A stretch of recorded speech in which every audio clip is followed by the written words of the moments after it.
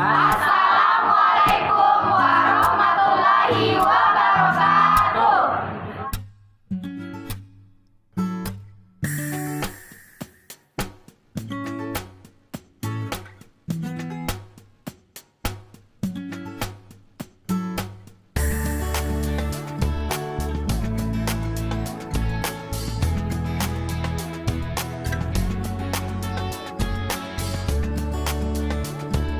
Baiklah, saya akan menyampaikan materi pertama, yaitu ejaan Van Ophuijsen. Ditetapkan pada tahun 1901, yang mana ejaan ini merupakan ejaan dalam bahasa Melayu, namun ditulis dalam huruf Latin. Penemunya adalah Van Ophuijsen, seorang ahli bahasa dari negeri Belanda. Menonjol dalam ejaan tersebut, yang pertama, huruf I titik dwi digunakan untuk membedakan antara huruf I dengan akhiran. Oleh karenanya harus disuarakan dengan cara dipotong, seperti mulai dengan ramai. Yang kedua, huruf J digunakan untuk menuliskan huruf Y, seperti pajang di kata payah. Bagian C, huruf OE digunakan untuk menuliskan huruf U, seperti dalam kata-kata goeroe, itoe, doeloe, boekoe, dan sebagainya. D, tanda diakritik seperti koma ain dan tanda trema digunakan untuk menuliskan kata-kata akal, tak, pak, dan sebagainya. Pemerintah Republik Indonesia melalui Menteri Pengajaran dan Pendidikan melakukan perubahan dalam rangka untuk menyempurnakan ejaan yang sudah dianggap sudah tidak sesuai dengan perkembangan ilmu pengetahuan dan teknologi saat ini.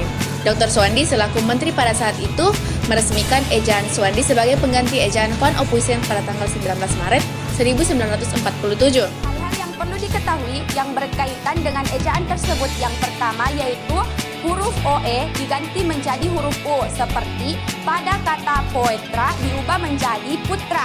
Yang kedua, huruf K digunakan untuk menuliskan bunyi sentak dan bunyi hamzah, seperti pada kata tak, maklum, dan pak. Yang tiga, kata ulang boleh ditulis dengan menggunakan angka 2. Contoh katanya yaitu anak. Anak dapat ditulis dengan tambahan angka 2 dan dibaca anak-anak. Bagian 4, yaitu kata awalan di dan kata depan di. Kata awalan di berfungsi untuk membentuk kata kerja yang bermakna pasif.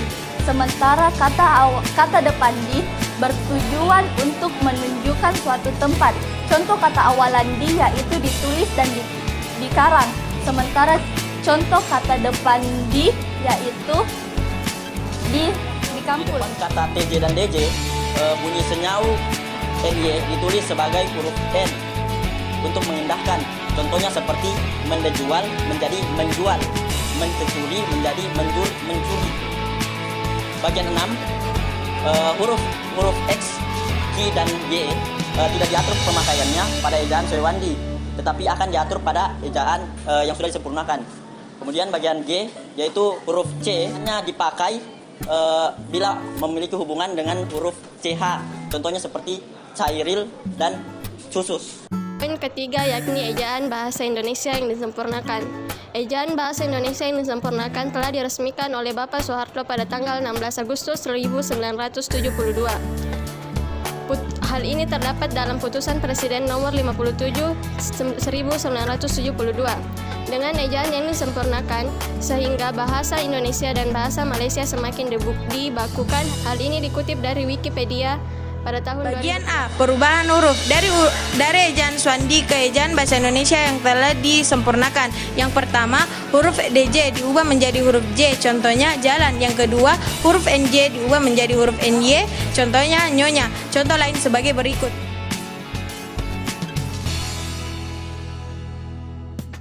Peresmian huruf-huruf di bawah ini yang sebelumnya sudah terdapat dalam ejaan Suwandi sebagai pinjaman abjad asing.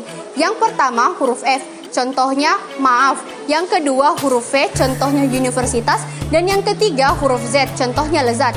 Bagian C, tetap digunakannya huruf Q dan X yang lazim digunakan dalam ilmu eksakta. Contohnya A.2B sama dengan P.2Q, itu sinar X. Bagian D, dibedakannya penulisan di atau ke sebagai kata awalan dan di atau ke sebagai kata depan, yaitu di atau ke sebagai kata depan ditulis terpisah dengan kata yang mengikutinya, sedangkan kata awalan ditulis serangkai dengan kata yang mengikutinya. Contoh kata depan, di kampus, ke kampus. Dan contoh kata awalan, dirumahkan, dan ketua. Bagian E, tidak diperbolehkannya menggunakan angka 2 dalam penulisan kata ulang. Contohnya, anak-anak